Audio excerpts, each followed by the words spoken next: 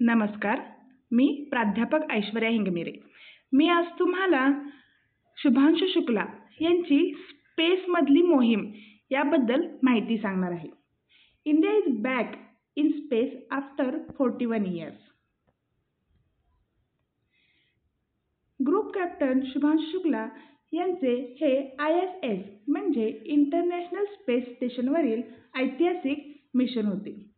2025 ॲक्सिओम mission म्हणजेच X4 हा भारतासाठी एक अभिमानाचा क्षण आहे.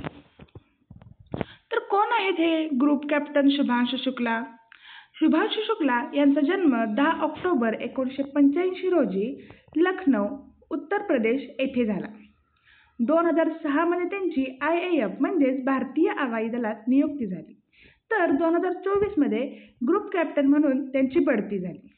त्यांना Su-30, MKI, MiG-29, MiG-21, Jaguar, हॉक अशी 20 तासाहून अधिक उड्डाणाचा अनुभव आहे. तसंच हिंदी आणि इंग्रजी भाषेवर त्यांचे प्रभुत्व आहे. द मिशन ॲक्सिओम म्हणजेच मिशन X4 आंतरराष्ट्रीय अंतराळ स्थानकांसाठी म्हणजे ISSची ही 14 दिवसांची वैज्ञानिक मोहीम होती. यासाठी जे प्रक्षेपण वाहन वापरले गेले होते त्याचं नाव SpaceX क्रू ड्रॅगन असे होते. या मिशनचं उद्दिष्ट होतं की लो अर्थ ऑर्बिटमध्ये मानवी संशोधन आणि वैज्ञानिक प्रयोग. लो अर्थ ऑर्बिट म्हणजे काय? तर पृथ्वीपासून जवळजवळ 500 ते 2000 किलोमीटरपर्यंतचं अंतर. या मिशनसाठी 4 क्रू सदस्य होते. त्यामध्ये commander Peggy Whitson USA, pilot Shubhanshu Shukla Bharat, mission specialist Slawosz Uznanski Wisniewski Poland, mission specialist Tibor Kapu Hungary यांचा समावेश होता. शुभांशु शुक्ला यांचा अंतराळ प्रवास आपण पाहूया. 2019 मध्ये इस्रोने गगनयान कार्यक्रमासाठी शुभांशु शुक्ला यांची निवड केली. मॉस्को या देशातील युरी गागारिन कॉस्मोनॉट प्रशिक्षण केंद्रात शुभांशु शुक्ला यांनी प्रशिक्षण घेतले आहे. त्याचबरोबर इस्रो आणि नासाकडूनही त्यांनी अतिरिक्त प्रशिक्षण घेतले आहे. 41 वर्षात अंतराळात जाणारे हे पहिले भारतीय अंतराळवीर बनले. याच्या आधी राकेश शर्मा यांनी अंतराळाचा प्रवास केलेला दिसून येतो. याबद्दल विचारले असता शुभांशु शुक्ला म्हणतात, ही वैयक्तिक कामगिरी नाही तर आपल्या राष्ट्राची सामूहिक कामगिरी आहे. या कामगिरीचं भारतासाठी ऐतिहासिक महत्त्व आहे. ते का?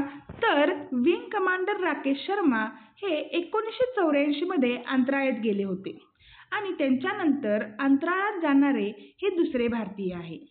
भारतीय संरक्षण, अवकाश, विज्ञान आणि तरुणांसाठी हा अभिमानाचा क्षण आहे. 4 दशकांनंतर मानवी अंतराळ उड्डाणात भारताचे पुनरागमन झाल्याचे आपल्याला दिसून येते.